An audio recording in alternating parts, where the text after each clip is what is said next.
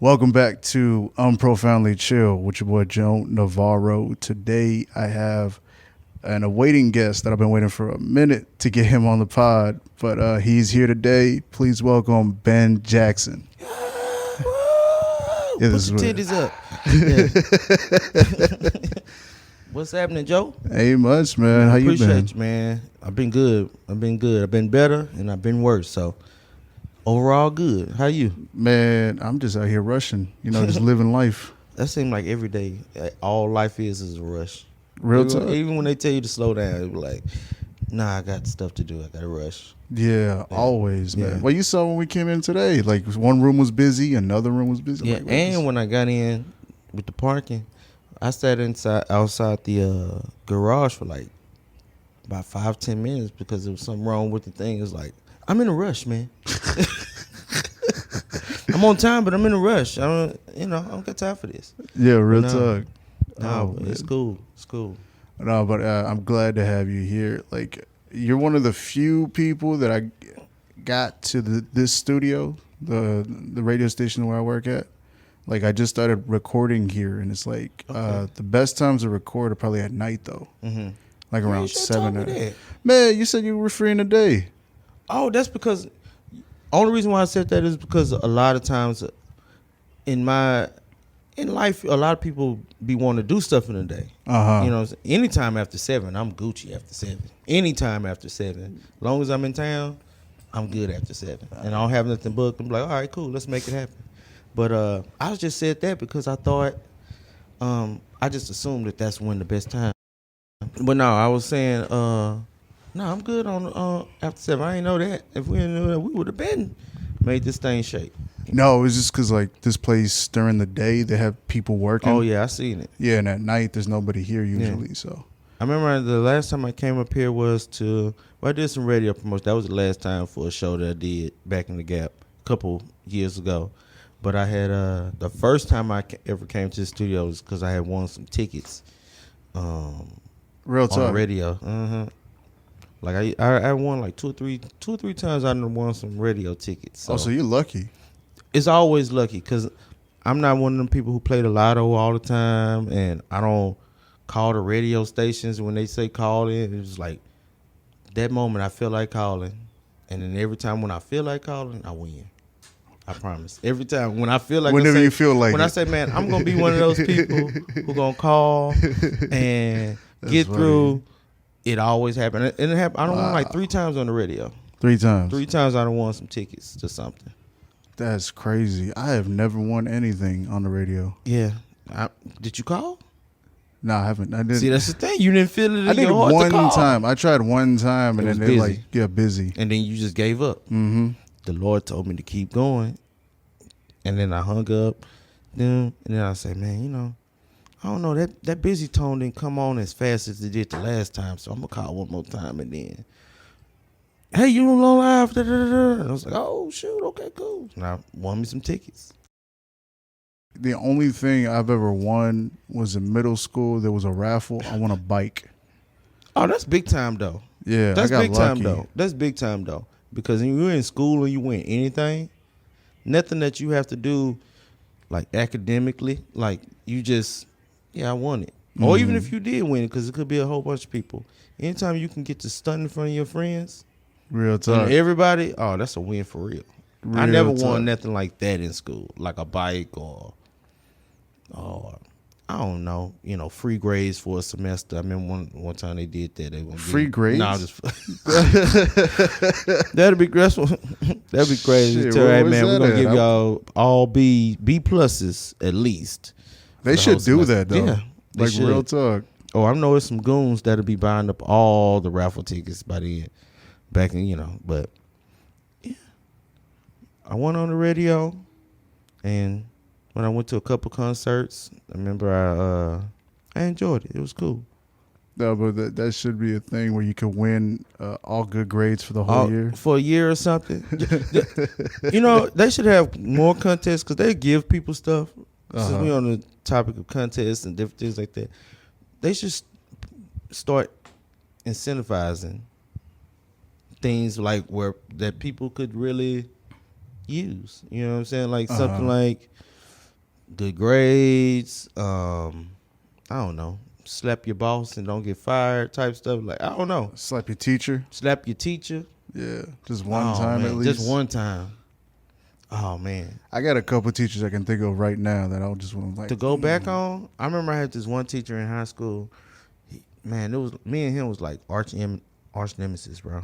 And he had put like a bunch of my friends out, like kicked them out, and he was just looking for a reason for me to be next. But I used to always, I know I'm a line teeterer, so I know how to teeter the line and not go overboard or whatever. And the door was locked in the classroom, and I had picked up a chair, like I was gonna throw it in the window. I was like, radio. And then he's like, I got you, because everybody was laughing. He's like, I got you trying to destroy property or whatever. He said, I'm gonna get you out of here, son. I said, man, you'll be out of here before I do. Straight to, I was like 15, no, about 13, 14 years old. I said, man, you'll be out of here before I do. And we ended up leaving at the same time. I graduated and he got fired. So I was half wrong, you know what I'm saying? Half right, half wrong, you know. But you manifested that. You're like, you gone when I'm gone. I'm gonna be here, player. You have to deal with all this for the next 3.5 years. That's crazy. I had one of those things, but I wasn't a line teeterer. I would always cross the line on purpose. I had this teacher in second grade. She hated me. I used to say stupid shit, do stupid shit all the time. And there was this one day, it was like closer to the end of the year, we had this test, right? And she was giving out all the grades, you know, Jenny, 85, Fred, 82. She said your shit out loud, didn't she? She went, Joe, in front of everybody. Yeah. She said, Joe? And she goes, 92. As if like I'm not even capable of doing that. Okay. Exactly. And the whole class was just like, oh my God, what's going on? And that was the first time that I realized that I was actually smart. Right. But I would do a lot of bad things because like either ADHD or I couldn't focus on things, you know? Same. I was one of them kids. Somebody has some. Oh, that's some hair, yeah. Your little pubic hair. Yeah. That's not pubic hair. No, it's too. It's too long. Well, you never know, man. People. Who you know that has long pubic hair? Oh, don't have me getting people in trouble. Getting myself in trouble. Everybody in trouble. Snitching on yourself. You'd be surprised. People do a lot of crazy stuff when they got idle time. So, you know, press it out, perm it out. But you'd be surprised, man. People have nothing but time. Man, I got like 2 hours. You know what? Let me perm my Why not? pubic hair. Yeah, do that out, comb it out. People be braid it up. You know, so. I've never seen anybody braid that though. I've seen some braids. Really? Like not like Bow Wow braids or Iverson braids, but I've seen like just like one braid. I've seen like ODB, Old Dirty Bastard braids, like where it's like it's not like oh you sat in a shop for hours getting this done. It's like you just said let me tie this up and get up out of here. I got an hour. Let me do this. I got 10 minutes to get these braids in. I wish I had an hour. I might could part it. But no, man. What we was talking about before the puberty? I don't know, but yeah, being in school, teetering the line, teetering the line. Yeah, I've always been a line. I would cross the line like I'm a line crosser too, but when you're not like it's levels to even crossing the line and being and teetering and everything like that, because you got some people who are like just naturally bad. Yeah. They gonna always cross line, and then them teetering the line they start teetering the line like right off the rip, and it's different. So me, I was one of them kids who I didn't want trouble. I just wanted to have a good time. You know what I'm saying? I want to play with my friends, laugh. I want to have fun. You know, I'm here all damn day, so I need to have a little fun, and then I get the work done. But I always got my work done, so. When you get your shit done, you can definitely teeter, you know? Yeah. So, but I think I realized I was kind of smart probably early second grade, maybe even before that, because I always had, was getting stuff. as far as when it came. I couldn't come home with bad grades. Nah, That was the thing. I get my ass whooped. That's what I'm saying. An ass whooping. I remember one time I had a D. The first time I got a D, I was in 6th grade. And I tried to do the shit that you see on TV, turn the D into the B. Yeah. And then, the report cards used to be in blue. Mm-hmm. And I got a blue pen, but it's different blue. Still a different blue. It's still a different blue. And I had put it in, and my grandma fell for it. She just looked. She's like, oh, okay, all B's. Because I just turned it into a B. It was like A's and B's. Yeah, man. I always been a line stepper, man. Now it's prepared me for the life that I live today. Cause that's what I was gonna say. I mean, like, even in your comedy, I feel like you step over the line, but you don't cross it too much. Like, once you find where the line is with people, then you step back a little bit. Yeah, I mean, because the thing about it is, so I've never thought about it in that manner until you just said it. But it is like that. It's like one of them situations. I don't have to go all the way crazy. Nah. The thing about it is you just got to unlock people's minds to make you acceptable to them, or not even acceptable, just make them understand where you finna come from. So once I do just enough or say something or jog your memory or whatever it may be to make you, because we all got different backgrounds, but they similar, or we all got different experiences, but we could sit and talk all day. Like we was just sitting there talking about school and different stuff like that. Different schools, different parts of the town, different parts of the country, different things like that. But everybody can relate if you sit down there. And a lot of times people are reluctant to come in and try to relate. Sometimes people... Well, so what do you think that is when people are reluctant? Is it that they don't want to just be human open nature, to it? Human nature. I think it's just human nature. Like, some people walk in and are automatically receptive to things, to whatever stuff that they've never been through, stuff that they've been through, whatever it is, they just there, and that's their human nature. But, and that's normal, but it's also normal to come in and be kind of standoffish. I mean, what else do we know besides our human nature? So you've known people to be like that. So it's just one of those things that it's just the human dynamic. And if it wasn't that, then it'll be too easy. If everybody just came in and was like, "Ooh, that's what we all want," of course, but then you may not work. You may not get to the where you need to be in what you're doing. And if it's too much, where everybody in there, well, we've seen it we've seen places where it's like, damn, y'all know what's going on here, So it's all human nature.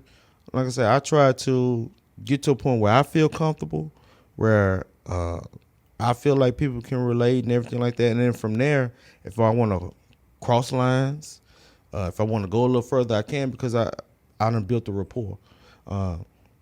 That's one of the things that I try. I build a rapport with a crowd, whether you see me before, the first time you see me. I try to build a rapport in the first couple minutes, somehow, some way, to where it's almost like, yeah, he's funny. He got something to say, and I should probably pay attention or whatever. So once you get that, it's almost like building good faith and stuff like that. You gain their trust. Yeah, and then they just go from there, and then from there I can just go. Y'all done hopped on the train. I'm the conductor. Oh, I can go anywhere. Y'all trust me? All right, cool. Let's roll. And just trust me, and you'll enjoy it along the way and at the end. So that's what I do. That's pretty much what every comedian does. Like, right. Start off, gain their trust. Well, they try to. Not all. Some people just go in and just be. You're right. Some people, it's like. That's what I try to do, at least. Because, like, I know my concepts are a bit weirder, and the stuff that I try to do, like, a lot of people won't really, like, grab onto it immediately. Right. So I have to get them on my side first, got these little get-to-know-you jokes. Right. So that way they'll be like, okay, he's funny. Let me see what else does he have. Right. So, and it's different ways. It may be it's so many different ways. It's almost like an icebreaker. I used to have a joke where I used to say it's like an icebreaker. And then I start talking about who been to jail. And then whether you have people who been in, for those people who for one, they wasn't expecting me to go right into after I Yeah. said, "Oh, we finna do icebreaker." You know, see who all can relate and everything like that. I could say somebody like who all like you don't know what's coming after that. Who all like spaghetti? No, I'm going. You go from jail to spaghetti.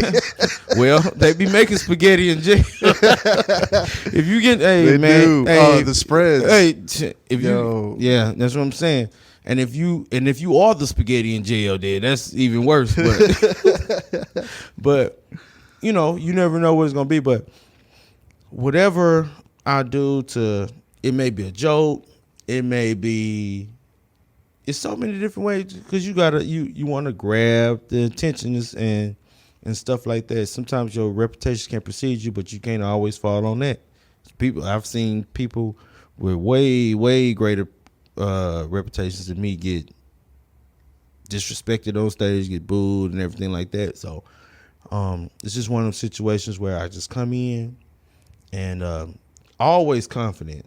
I've never been worried about the crowd not enjoying it or not being able to. So off the rip, I'm like, okay, whether they don't feel like they gonna laugh, they look like, oh, this another short black guy, the third one tonight, or whatever mind you know, little Kevin Hart guy, or whatever you thinking. I'm not even worried about it. I'm already confident or whatever. But I'm just finna try to rope you in. I'm finna Pied Piper you in. No, shout out to R. Kelly.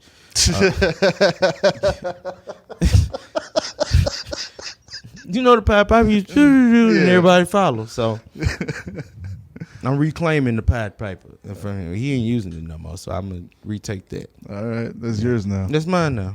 Nah, I should probably do something else because then his reputation precedes him. So. Yeah.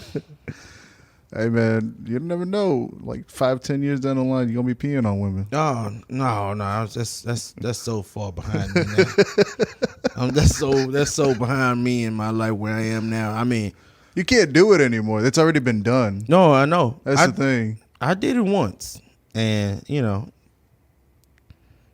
it was like I got nothing out of it, and I was weirded out. I was weirded out from the whole stuff, from the conversation to the pulling your meat out to the meat over his jaws to conjuring up some urine, and then you see the urine come out, and then you see the urine hit. Yeah, because your body is telling you don't do it here. It's do so it much. It's so much somewhere going else. on. So Yeah. I'm just uncomfortable the whole time. Yeah. And then my mom was like, "What is she getting out of it?" And it was just like, I think it was just one of the things where we watched too much TV and we watched too much stuff. So it was like, well, you want to try it? And it's like, not really. You know what I'm saying? But seeing that's like what you want to do. We were done after like maybe like a couple days after that. I just. A couple days. What? I mean, like done. How like, many times did you No, do it? only once. I only had only once. I'm talking about like done. Like you ever peed on somebody, Joe? No, never. I mean, on accident, but not in that. That's worse than me. No, 'Cause, no, but it's like- how you pee on somebody accidentally? Like in the bathroom, you just like it just slips somehow. Where whatever. you at when in the bathroom where you accidentally pee? I don't know. Like you done pissed on men? No. Okay, let me redo this. No, I've never pissed on anybody. No, okay, so No. but accidentally, if you were to, Well, if like you're talking about a different situation because somebody's like with their mouth waiting. open, they're waiting for it. yeah, they didn't have their mouths open. They wasn't. No, all the her way mouth like that. wasn't It was open? just like she was unsure herself. So it was just like that's what she wanted to try. Oh, so that's you both were trying something new. Yeah, it was just like we both was like, Yeah. and she might have been playing me on some like, this is new to me. Like, oh, I don't know, and then just on the inside, like, oh yes. this is Okay, what whose I've been idea was it? wanting. Hers. Okay, then. That's what I'm saying. Yeah. But I was trying to figure out how you accidentally pee on. I ain't accidentally peed on nobody like since my mama when she was changing me. So, Well, that's we've all done that. yeah. So Yeah. you know, it's not one of those things where you. When I say I was done, it was like I couldn't really look at her. I couldn't consistently see her after that. Wait, did you fall out of love with her? Probably the piss made me realize that I wasn't in love at all. Ah. You probably need to pee on people.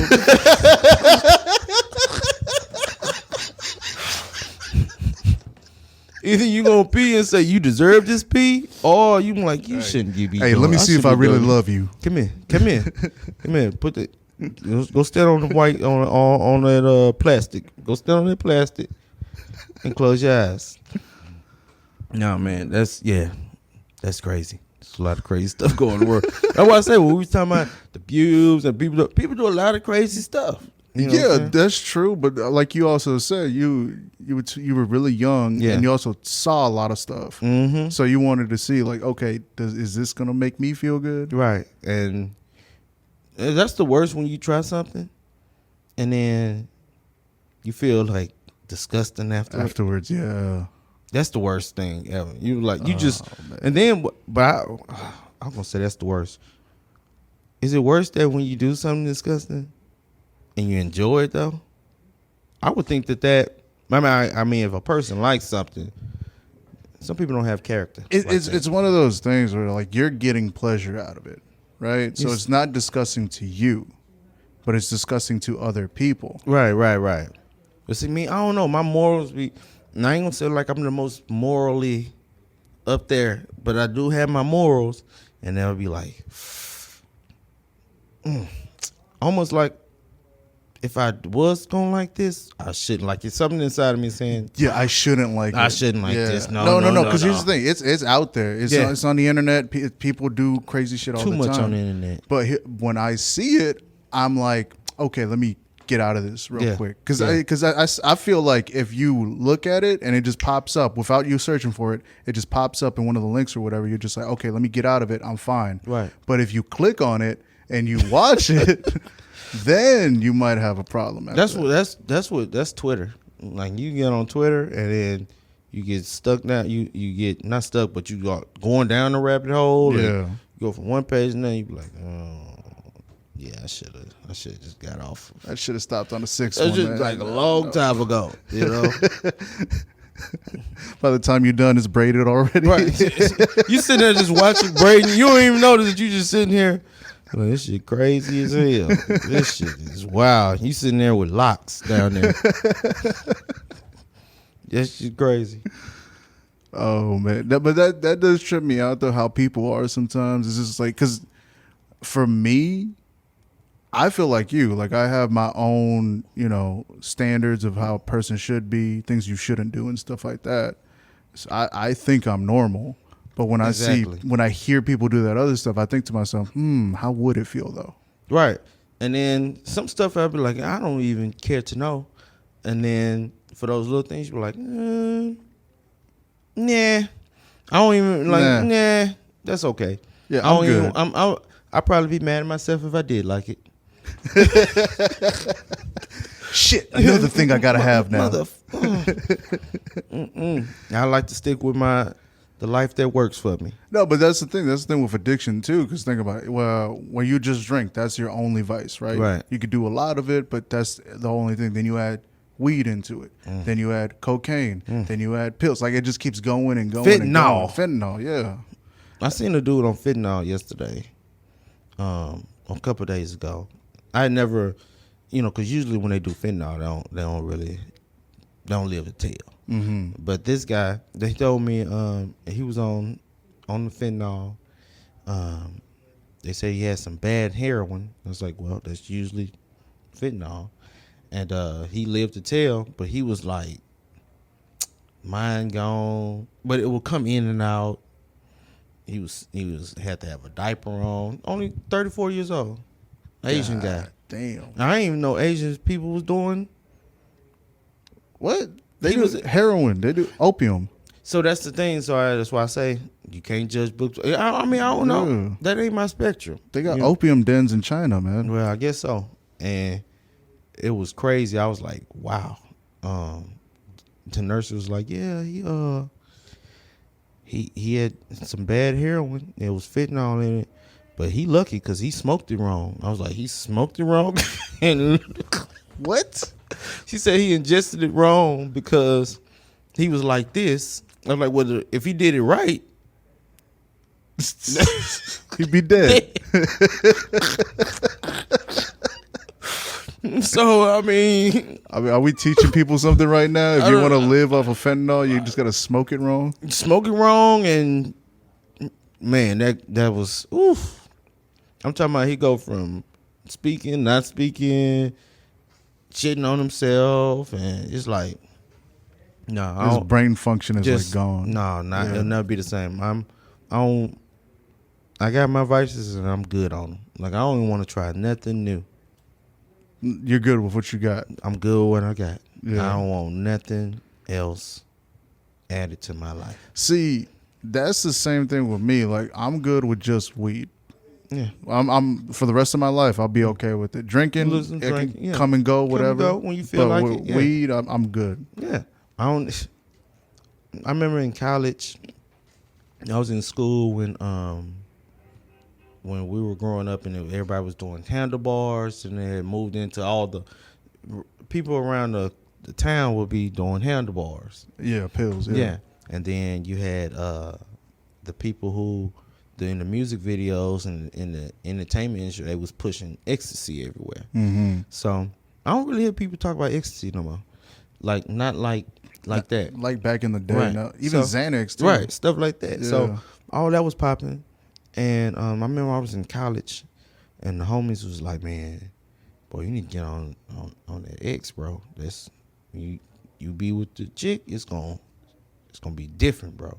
Then I found out that it's different types of X, or it's a different type of field that you just because you go in thinking like this is what I want to do, that X ain't gonna just agree. You gonna do what that X tell you to do. Yeah, You know what I'm because saying? it's chemicals, Right. And some people make it with different, Exactly. So he was like, "Man, get the X. It's gonna make you." This was his selling point that he was trying to. He said, "Get the X because it's gonna make you extra horny." And I'm like 18, 19 years old. I'm already horny. I don't need to be extra horny. You know what I'm Yeah. saying? That's a charge. That's how you get. That's how you get caught up in something when you extra horny. You know. So I Yeah. said, "Nah, I'm okay on that. I don't need nothing." And I never wanted to put too much in my little body because I always be worried about the moment I have to check into the hospital and then they call my mom and dad. I was scared for them to call my people, and they say that they found this, that, third in his body. Like they were like, "Not my baby," and they show him the shit. And it's like, "Yeah, this is all the shit that was in his body. This is what he been doing." It was like, I just feel so bad. I'd be embarrassed. So I would that was too. one of the things that kept me from doing things. You know, my upbringing and stuff like that. Like, man, you can't come back with all this crap in your body. They gonna try to figure out where we went wrong. So I've been drinking, partaking a little medicine, and I'm Gucci. Nothing else. Well, where did you grow up? Houston, south side of Houston, from Sunnyside to South Park, Oh shit. Okay. Yellowstone. I got family up north in Milwaukee. Used to visit up there. Got family in Louisiana. Used to spend a lot of time out there, but Houston, south side. I didn't even know.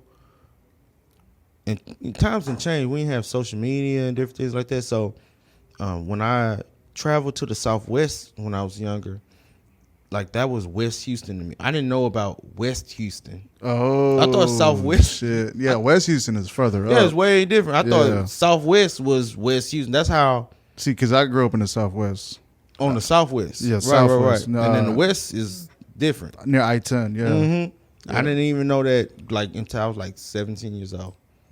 Shit. So whatever you went to the Southwest, I'm on the West side. I'm on the right now. West. And, you know, when I get over there, and then when I would see people that's from the Southwest, they always throwing up the West. West. Yeah, the West. I'm like, this the West. You know what I'm saying? I was gonna say that. Yeah. So that's all I know. This the West. I went, and then I knew that we had a North Side, but I never really traveled over there growing up. Not like that. And then, so I don't know. Things have Alright, changed. Okay. I'm gonna put you onto a spot. It's a chicken spot in the North Side. I just found out about recently. It's called Chicken Plus. I think I've had Chicken Plus before. Where is it? I don't know exactly. I feel like I know I've heard of it. Let me see. I know I heard like me. I grew up on like original Timmy Chan's, Timmy Chan's, yeah, I like know the about original. that. Well, you know, well actually I grew up on Chimmy Chan's. It's on Northwest side. No, I feel like I've had Chicken Plus, and I know I've been on. I know I've been on. I had Chicken Plus before. You They have? cool. Okay, that, yeah, I like that They spot. good. Yeah. I grew up on Chimmy Chan. I mean, we didn't really say Timmy. We said We Chimmy. said Chimmy Chan. We're going to Chimmy Chimmy Chan. Chan's. And back in the day, man, you pay like $4-5 for a wing dinner. It's like it was so many wings, so much rice, breads and stuff. My grandmother was like a real. If she wanted to go into drug dealing, she could have. Cause if you can bust down a wing dinner the way she did between like 4-5 people, I know she would have been a kingpin. I know she would have. So, no food, like even with Chicken Plus, I would have to go and taste it in the next few days or whatever, because I still don't compare nothing to the foods that I eat. And I mean, that's just everybody, because like people tell me that Timmy Chan's across this over here is good, or I'm like, bro, that shit trash. Like compared to the original, that shit trash. And I don't even eat the original like that no more. I may go like once or twice a year for nostalgialistic terms and stuff like that, reasons. I go and get it. But I know it's still got to be good enough, because that line be around the corner. It don't be just on Tuesdays. That's how you know it's good. Yeah. It has a line. Man, that line be in the street. It's probably a line right. They about to open up. I guarantee you.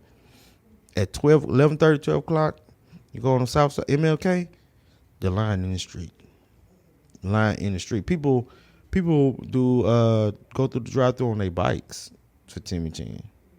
Shit. In the hood one, you know. Yeah. I grew up on a lot of stuff. I like the old days back in the day, you know. And I do like everything that's been brought to the city now. Of course, I ain't one of them people who, I'm still semi-young, so I ain't one of them people who be just bashing on the new stuff or whatever. But I do miss the good old days. Me too. You know. That's how it used to be. Before the internet like popped off, things were like way different. Oh yeah. I mean, you move around the city and everything was new. But Houston's so big and stuff. I know that there's parts of Houston that I've never seen, never crossed, and probably never will. You know, that's just, you know, I'm looking at it. They can't see it right now. If y'all can see this view that we got, I feel like I can see Dallas damn near from this view. Real talk. It's a nice view. You know what I'm saying? So all this green and stuff like that, and look at it. Houston, man. Beautiful city. Beautiful city. Yeah. I mean, Houston is pretty much the only place that I've been in for a long time. Yeah. You know, I've been here for like 31 years now. That you spend majority of your time in. Yeah. I mean, I want to move. Have you thought about moving All to the another time. city? All the time I've thought about it. But then it's just like I love LA. When I go out to LA, I enjoy LA. But they have for one, you know, home when you go in and that comfortability. Like when I walk into anywhere in Houston, I know I don't go places that I don't feel comfortable. And then you'll be surprised on where I will feel comfortable. Why? Because I'm at home. I'm in Houston. But when you go to other places that range, because you can feel comfortable, then all of a sudden, 2.5 seconds, That's it. anything could happen or whatever. But and on top of it being Houston getting more expensive, but LA is beautiful, but it ain't Houston. And it's fun, but it ain't Houston. Atlanta is cool. It ain't Houston.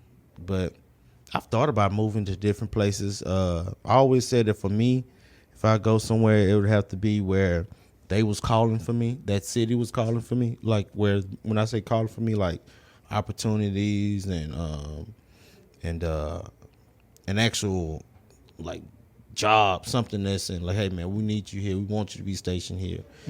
Because you can be in Houston and make your way. You can be in Texas and then move around. I've seen people do it.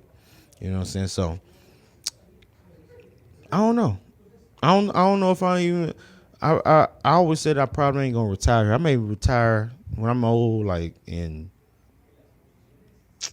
I don't know, somewhere out the country, somewhere with a beach that I'd never go into because I can't swim.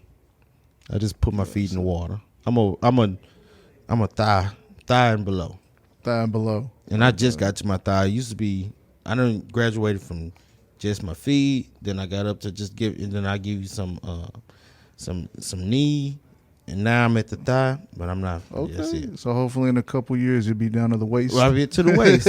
I get to the waist. So yeah, I retire somewhere out of Houston probably because I can't retire at Galveston Beach, so it got to be a real island. Nah, yeah, I see that. Yeah. Nah, that's If good. you let your kids swim in Galveston Island, they should call CPS on you. You don't really love your children. That dirty ass water. Come on, man. Hey, we can say that because we're from We're Houston. from here, Yeah. so I can say that, man. Anybody else? Fuck y'all. Yeah. Y'all can't talk shit. Come swim. Yeah. It's good water. Wait, okay, so how long have you been doing stand up? I just had my anniversary in July. It's been 12 years that the first time I got on stage. 12 years. Time fly, bro. You remember the first time though? Vaguely. I remember where it was. It was at this little mobile home building. Like they, you can get the long mobile home or whatever, and it was Yeah. on like the brick. They had built like the whole little thing or whatever, so they made it Yeah. into a little situation.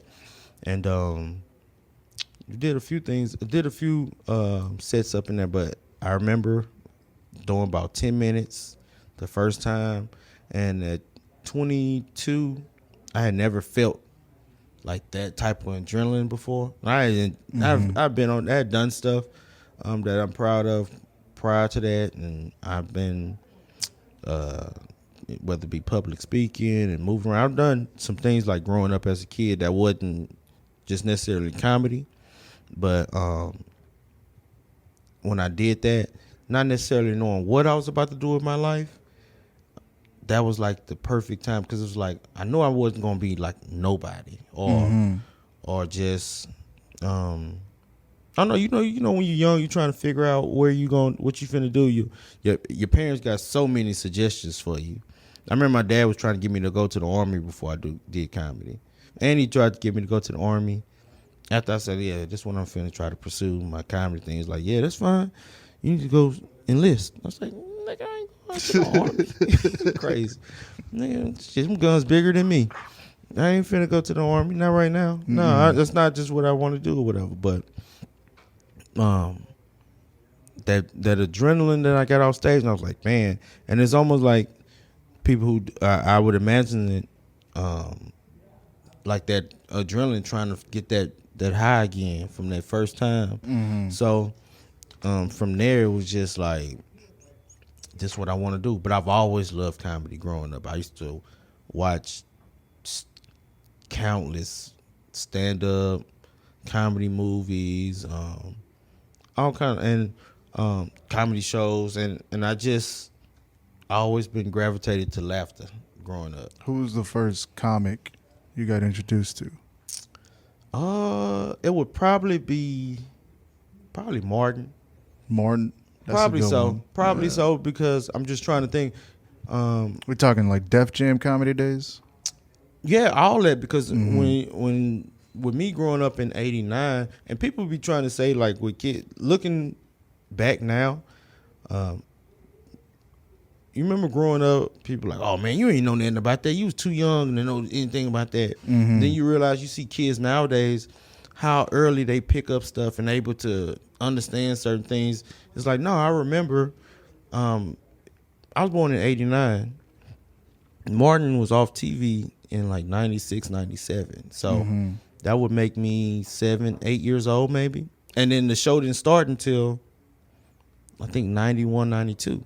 So I can remember watching it with my family. Like it was a family thing for us to be sitting up there watching it, quoting and stuff. I can remember going to school and we talking about this. Maybe we didn't necessarily understand everything that was going on, but we was watching it. So I'm seeing the Martin Show, Def Comedy Jam. I'm catching my uncles and sitting with them listening to You So Crazy and everything like that. So yeah, I knew what was going on to an extent when I was growing up, and it was like this dude was just hilarious to me. And then from there, it was just like so many different. Then you would see, you watch a lot of TV. You see the Chris Rocks, the Chris Tuckers, the Seinfeld being on TV. Then he's like, oh, this dude funny. And you find out because we didn't have Google. It would just be you may ask somebody and da da da, and they tell you, oh yeah, he do stand up comedy. You know what I'm saying? So. Martin was probably the first. Yeah. Martin and the night. It seemed like it. I mean, we have a lot of comics nowadays, but man, those 90s, man. Those 90s. I hate to sound like that old, days. You know what I'm saying? It was. I always say I wish that I was an adult. I wish I could just, if I had one, I wish I could be an adult in every part of history post slavery. So okay.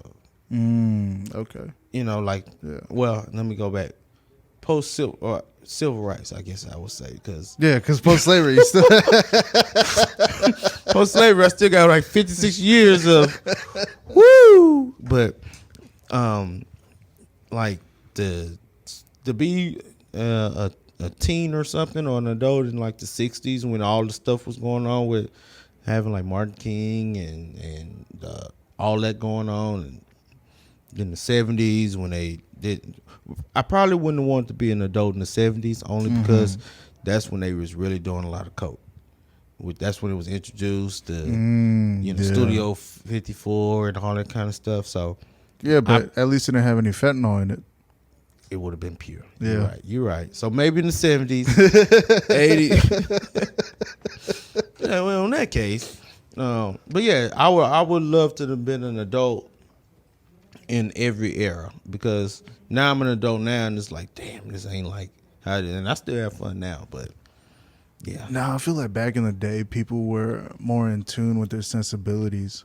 Yeah. Like they knew who they were, they knew what they liked, they knew what they didn't like. Nowadays, it feels like people are kind of confused sometimes. Like they're just waiting for somebody to tell them what to like or what not to like. Yeah, because you get so much pumped to you, like information. Fuel is like, oh well, try this. Like you ain't. No, if you didn't see that pass by on the TV or on an ad or something, you never would have had no interest. If you heard somebody talking about that a week or so ago, and you're like, no, that's just stupid. I'm not doing it. Yeah. But the fact that you didn't seen it advertised on the TV or advertised on the radio, on the internet, now you interested. Well, also our pop culture changed too. Oh yeah, big time. Because when we were younger, I used to just get my stuff off of TV. The only place you get your TV and magazines. Magazines, yeah. People don't even read magazines no more. Nah. No. Who was your favorite comic growing up? The person I got introduced to first was George Carlin, and Legend. The person I discovered on my own was Dave Chappelle. Okay. I was a big fan of Chappelle prior to like the Def Comedy. I mean, not Def Comedy, but the Chappelle Show and stuff like that. Yeah, I remember that watching, was my favorite. Yeah, I remember watching Killing Me Softly. Like it was during that time when Mom then was like, we're going to get cable. Because, you know, for those people who grew up with cable consistently throughout their whole childhood, fuck you. You know how it is. Sometimes you had a cable and you come home and then you hit that thing and then everything. It's not working. It ain't going to work. It's not going to work. We don't got that package. That's over with. Yeah. But I've been there though. I've been just the TV, just the Fox 26, Channel 39. Yeah, I remember. Yeah, Channel 51, 51, 20. You can watch. That's where they used to show the Rockets games on 51. The sucky games used to come on 51, and if it was a decent game, it'd come on UPN 20. Yeah, I remember those days. Good game, good days, man. Well, UPN was where I saw like most black cultured shows when They I was used- younger. they Martin used- was on there. Well, you know, Martin was on HBO too. Was it? I didn't know that because I didn't have HBO back then. Yeah. So I didn't know. And then you had then I think it was UPN. Was it UPN? Or was it Fox? I think he went to Fox. I know UPN used to have a lot of shows. The WB had they shows, and then they started to. I remember mix Girlfriends. I think was on 20. 20 UPN. But when I was younger, they had this joke about UPN.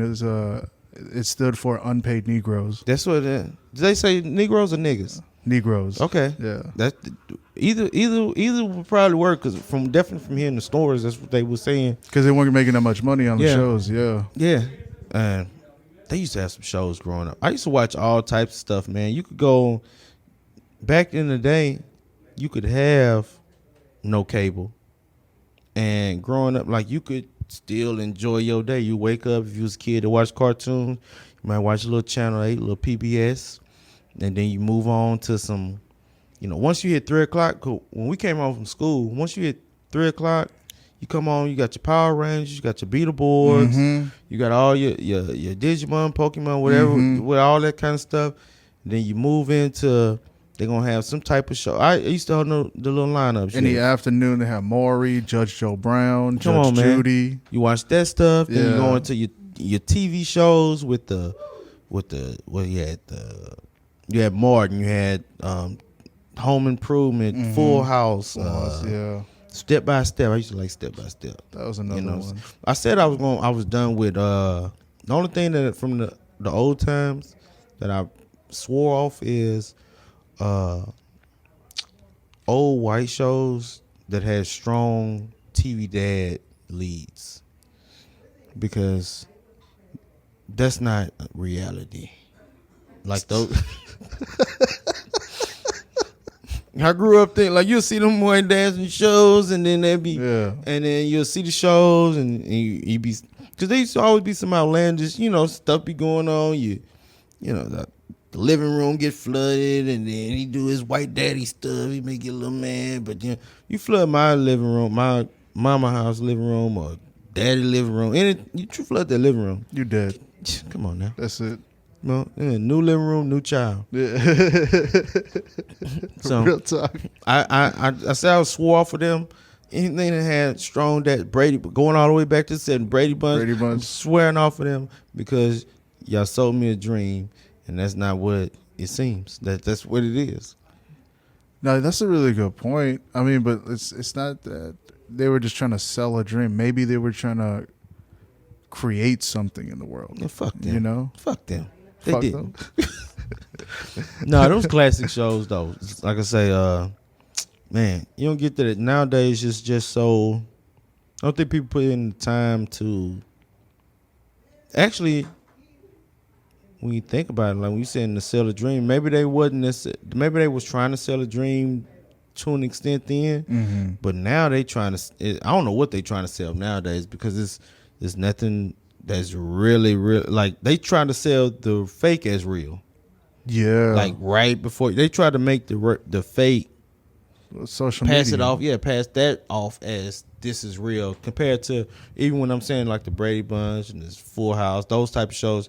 Well, you knew that was TV. Even without Yeah, back in the day, you knew if you saw it on TV, Yeah, oh, you that know, ain't real. Yeah, that ain't real. That ain't you know what real. I'm saying? Nowadays, it's like, no, this is what's really going on. It's like, okay. Yeah, but that's also with like them trying to make stories or movies out of like real shit that happened. You know, like have you seen? I just saw this show called Love and Death. I haven't seen that. It's a story about a woman who gets into like an entanglement with. That's the new term now. Yeah. He doing entanglements. Well, an affair. Okay. Okay. She gets into an affair with another man, and their families all like. There's a lot of stuff that happens to it. It's a true story.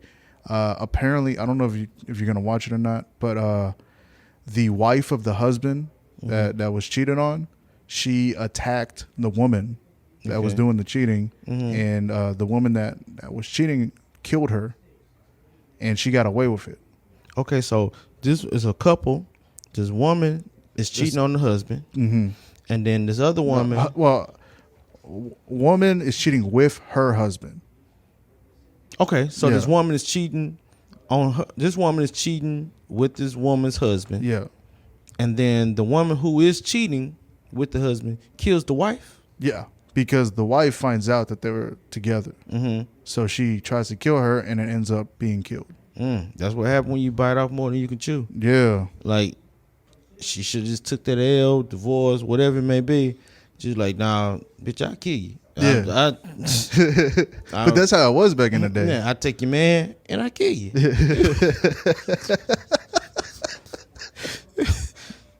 I kill you. I kill you, bitch. Anytime somebody like lower their voice when they say something, believe it's like, hey man, I kill everybody in this motherfucker. I think he might do it. He ain't want nobody to hear it. So if everybody come in here dead, ain't nobody hear him say it. Oh no, Man, I kill everybody in this motherfucker, man. Everybody in this bitch. So, all right, if you heard somebody doing that next to you, would you just get up and leave? Mm-hmm.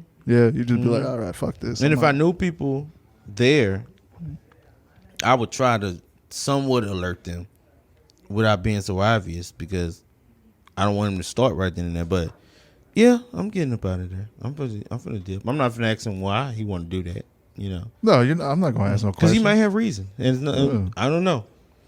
I'm gone. I mean, that's the thing with nowadays, like school shooters and shit like that. Man, we didn't have that growing We up. Like didn't. No, we fought. We actually fist fought and got rid of our shit like that. We fighting, or like I said the other night, or we're gonna slap out. You don't want if Slap you box, really that's don't want to, minimum. if you don't really want to get out there and use the fisticuffs, then we do you one better. Open hand slaps. Mm-hmm. And then I done been involved in some slap boxing where, you know, some people just snuck in a closed fist on me. I done snuck in a closed fist on them. Hey man, you started it. You started it. You know what I'm saying? Yeah. And I remember people used to say, hey, man, he punched me. And then, no, man, I just slapped you. I slapped that hard. And then, you know, it get into physical. But then that's still what it is. People was getting, we still had issues. I don't want to be like one of the people that act like it wasn't happening back then. Like we had violence or whatever. But I think it's just more TV, more. The information gets out so fast. There's so many different ways where you can, like there are shootings that may happen in Houston that may not get covered on the news, but it'll get covered on Twitter, get covered on Instagram. There's somebody that'll make a video on it on YouTube or something, so the information will get out compared to on the news when we was growing up. And now it's still only going to be 30 minutes to an hour, depending on what the network it is, whatever. So that's what they're going to run. They get told, this is the stories we're going to focus on. Well, can we talk about this shooting over on Wayside at Chicken Plus? And, nah, scrap that. We'll say that for the newspaper or whatever. People don't read the newspaper. That's a good point, yeah. Because everything else was on the newspaper. Right. If you had to see everything else or whatever, so you would see that. Nowadays, it's just that. And then if it didn't make the news, and then some stuff don't make the newspaper. So a lot of stuff get pushed under the rug that got pushed under the rug back in the day. So it's almost like a gift and a curse, because we do get to see that this stuff is going on. Everything ain't just rosy, because it's not. It's not worse than what it was now. It's just, it feels like that because you get exposed to it so much, to everything, anything. Yeah. You know what I'm saying? They've been having whatever that's going on now, except for the things that just been like newly created, but it was some type of version of that going on forever. It's been going on. Mm-hmm. So it's just, we get so overly exposed. Yeah, I don't think that's good for us as a people. No, it's hard. So sometimes you gotta put your shit down, turn it off, move on to something else, because Well, I feel like some people are so exposed to everything else that they don't really think about themselves anymore. Yeah, that's the thing. That's why I say you focus turn on it. You can't, and then at that point, them people can't turn it off. Nah, they so addicted to whatever they're seeing at that moment. So, or they're addicted to negative energy or porn, whatever it may be. Mm-hmm. You're addicted to it because you keep running across it or whatever. And sometimes you got to turn that shit off. Yeah. So I try to stay. Sometimes you gotta tell her, "Hey, I'm not gonna pee on you tonight." Hey, Like, not tonight, and we'll talk about tomorrow. I don't know.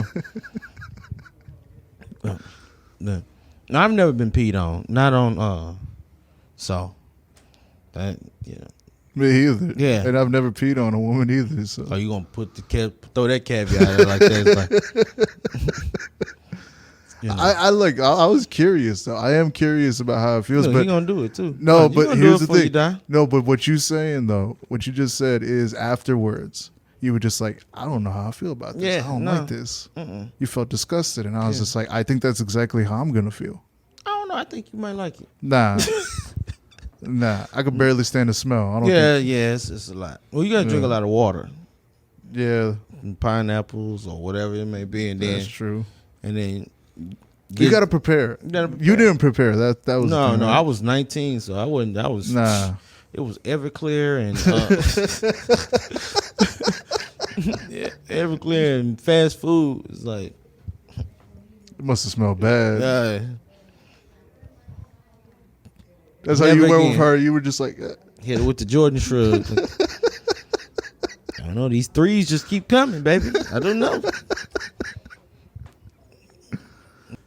So, you doing stand up 12 years ago to Mhm. now, like, is there something like, has your mindset changed? How have you grown? How have you developed? Like, is there something like when you first started out, did you think you were going to be doing all the things you're doing now? No, not at all. But at the same time, you almost gotta like psych yourself, and you psych the people that's supporting you to an extent. Yeah, like when I first started, of course, which internet wasn't what it was, and different things like that. So, you did have like the brands of like Comic View or people knew Comedy Central or the things that people knew, Apollo or something like that. Yeah. So then, All stuff that's not here anymore. yeah. Well, they still crazy. have the Apollo, Oh, the theater. the theater, Not the and they show. not the show, but Yeah. they'll still, and they do comedy shows up there Mm-hmm. quite often. But and Comic View's coming back. Oh, it is? Again, yeah, it's coming back. It's supposed to be coming back pretty soon. And That's crazy. so you had those things. So I had those. I guess you can say like, you can say goals or things that you could say like, oh, this is what I'm gonna try to do or I'm trying to work on or whatever. Mhm. But with comedy, comedy, I was telling one of the homies the other day, comedy is well, entertainment, because it ain't like sports or anything like that where it's like a boom, boom, boom, boom. You do this, then you go to this level, this level, this level. So when I first started, I was like, man, okay, I'm finna start working towards the Apollo or doing this and doing that, and you really don't really have a plan, because you got to, you got open mics, you got to work out, you got to. There's so much that goes into doing stand up or whatever. So, Well, here's the thing. There is like plans or goals that you can have, but Right. when you're starting out, you don't know. yeah, you what don't to know. That's do. what I'm saying. I You don't had know no idea. It's anything. like, and then people tell you, man, you need to get on, do this and do that. It's like, yeah, and it's like, that ain't in the newspaper. You just open that up and it's an ad for comedians and stuff like that. So, Mhm. and then I didn't have anyone I had no one who had done it before that I could call, that I knew, like a family member. I have family members who done played sports in college. I have one who went to the pros. I have family members who done dentists, doctors, lawyers, different things like that. Mhm. Nobody said they, and I have a bunch of funny family members. Been in military, done did all type of different things. Nobody said they was doing comedy or was trying to be a comedian. So, you don't know.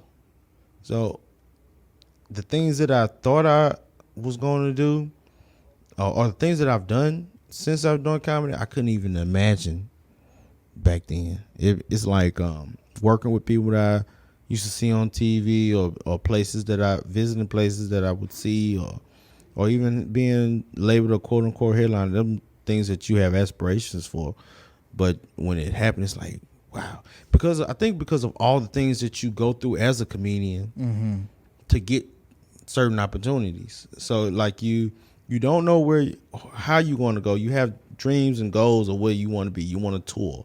You want to be in movies. You want to be the top guy or whatever it may be. But you don't know all the work, the path that goes into it. You just working. There's no school. There's no comedy school. There's no type of, you don't go from high school comedy then to college comedy and then grad school comedy. It's just you just doing it, and you trying to perfect your craft. You trying to do your thing, and then opportunities start coming, and it's just like, okay, all right, well, maybe I need to do a little bit more of this and do it. So it's just always been, it's like an amazing ride. I always tell people I could never stop because I know I done put in a lot of work, and I've done a lot of good things to where with all the success that I'm having right now, I'm a call away from having most success. I'm a stage away from having most success. You know what I'm saying? An email away. I tell people all the time, you don't ever know how many times your name have been on a piece of paper with this person, that person, this person, or who talking about you. And it might have been one or two different elements on why your name wasn't picked up that time, at that one moment. But your name was in the mix or whatever. You keep going and then people gonna be like, well, damn, this name keep coming up. When I first time I went to LA to do the chocolate sundaes, At the Laugh Factory. at the Laugh Factory. The first time I did that, and I think I did LA once or twice. It wasn't at a comedy club but it got booked, and we did some stuff, and it ended up being a great show and everything like that. But it wasn't like I had like my feet set in stone out there or whatever. And then this guy walked up to me. He's like, yeah, man, we was chopping up, what's up? Well, I'm being judged. Yeah, man, I know you. I was like, oh, really? Okay, cool. They already knew your name. Yeah, he knew who I was. He was a comedian. You know what I'm saying? And I was like, okay, all right. It felt good.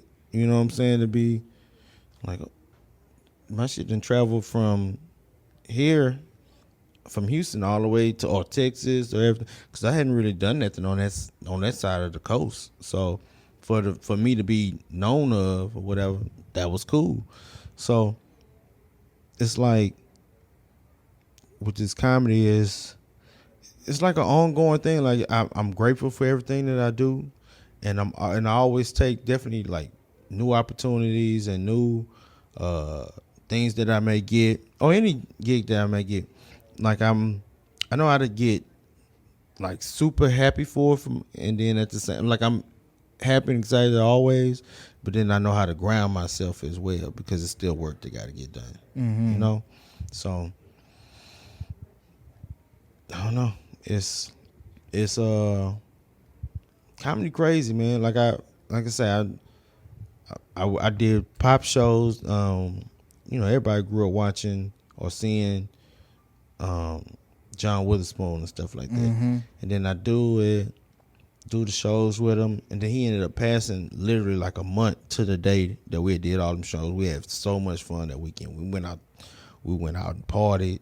Got to party with John Witherspoon as an old man, 40-something year gap in age and everything like that. And then he didn't want to hang out with the comics at first. Not like to be. The Improv got a small the green room. The green room not small. I done seen it squeezed in with a lot of people in there. But when you talking about a guy of his stature, he doing a show, he may want to chill. He the headliner, he in town. He may not want a whole bunch of space, stuff going on around him. So we was like, all right, cool. No. He's like, but he want to meet y'all. And he enjoyed the energy off the rip, and we never left the green room from that. From that first time, from the first night, the first show, we went in, We chopped it up, and then we was like good all the way through. Because he had already said he didn't want. He was like he wants the green room to himself. Well, your first time meeting him, like, how'd you feel? It was like this crazy. This pops, just bang, bang, bang. Mm-hmm. It's crazy. I Was remember Friday, Boondocks. I remember watching yeah. him when he used to be doing Flip Wilson. I remember Flip Wilson used to have his shows, which he did them in the 70s, but they used to come on like UPN or I can't remember who it was, but they used to come on in the middle of the night or like 3, 4 in the morning. Mm-hmm. They'll show the old reruns or something like 5 in the morning. They show the old reruns, and so I would see these guys when they was younger. Pops always looked at old though, but but you would see these guys. So I knew him. I knew him from that, like just like this dude, Boomerang, everything. Mm-hmm. Like this is Pops, man. And then for me to work, and I was like, wow, this crazy. You know what I'm saying? This,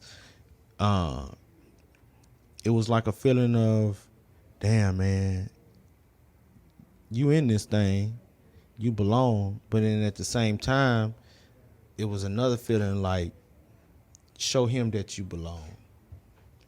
Because he probably move around, go from city to city, traveling. Mm-hmm. And have different people open for him. yeah, so show him that you belong or whatever. Because you here, they wouldn't have put you in this position if you did.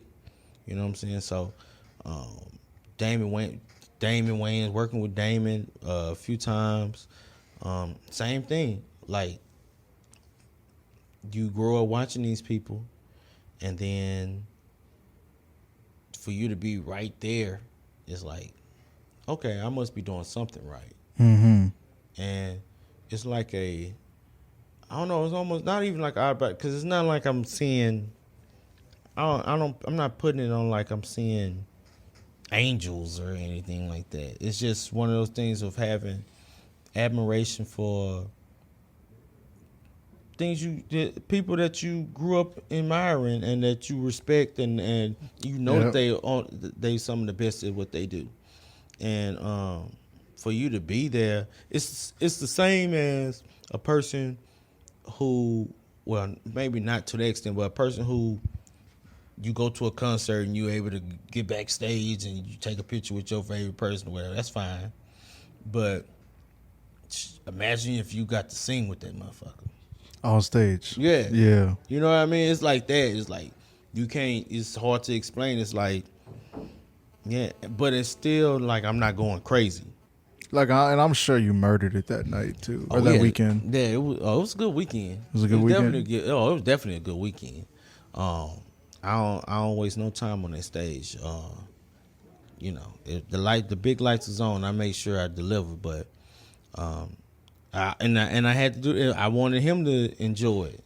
And I remember him bringing me out when I brought him up on the last show, and he had cracked some jokes like, yeah, you know, I messed his name up in the beginning. I called him Dan on the first show, and this was after we had went to the club. This is like the last show that we had did, and it was just like almost like a rapport, and I was like, man, I hope that I got his number from his I guess say like his handler, this guy who was with him. Yeah, me and him had been chopping it up and everything like that. I was like, all right, it's gonna be cool. And then he ended up passing away. I was like, well, that sucks, but it happened for a reason. You know what I'm saying? Yeah, it's dope. You know what I'm saying? At least you got a chance. Oh yeah, to meet him and be on the same stage with him. And in this game, like we was talking about, like you don't know what this game gonna take you to, or you don't know.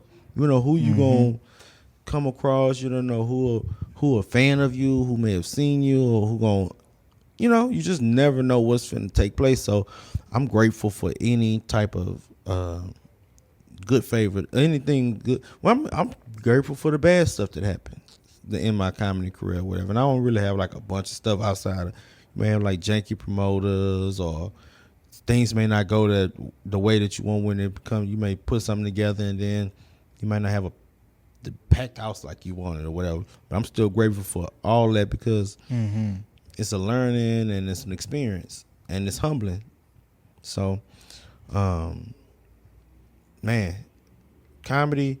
To go back to the original thing, I never thought that I would be in a lot of positions that I've been in, but I knew I would be at the same time. I knew that if I worked hard enough, that I was gonna put myself in certain positions, and there's some positions that I haven't been able to, that I haven't got to just yet, but I'm still gonna keep working hard enough to do what I want to do, and that's just the thought of that's just the nature of not knowing what's next. Definitely in this business, you know what I mean. Like if you keep working, you keep grinding, you keep doing your homework and everything like that, good things are supposed to happen. So you're not gonna get a paper, or nobody gonna send you an email and say, well, when you do this, you're gonna get this, and then I'll give you a special, and then all this kind of stuff. You just gotta do what your heart and mind tell you to do, and what this comedy flow with, you know. Mm-hmm. Yeah. I mean, where do you see yourself like 5-10 years from now?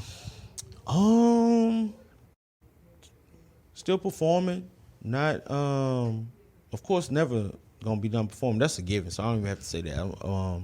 But I've been in the, I guess you could say, I've been writing more when it comes to more than just the stand-up series and movies and stuff like that. So I was a journalism major, journalism communications major, communications journalism. Really, So, I'm a communications major. oh, see, there we go. Yeah. So and so you know how the stuff that you learned in communications, how it affects, how you able to apply it into our genre now. Mm-hmm. You know, even though when we were applying or signing up for that major, comedy wasn't nowhere in our mindset or whatever, but you see how it works.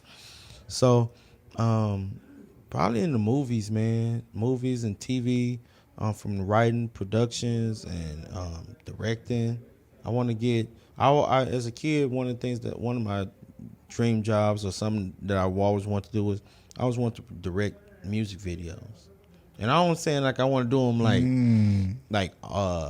and who knows, but I ain't saying like I want to do them all the time per se, but I love music too.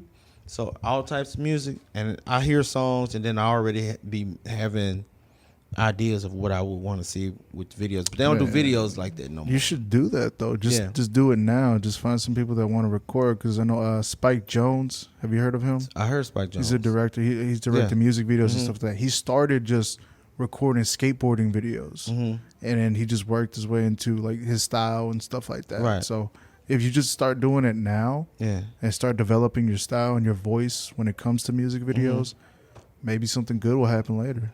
Hey, maybe so. So you gotta go. No, somebody called me from Seattle, Washington. I don't owe nobody money in Seattle. These bill collectors nowadays, they be slick, man. So either they gonna call you from somewhere, or now they have local numbers. Don't Yeah, they're getting smart with it. Me, and what I always do is if you call and you answer the phone, and when I say hello and it takes like 2 seconds, click. Tip.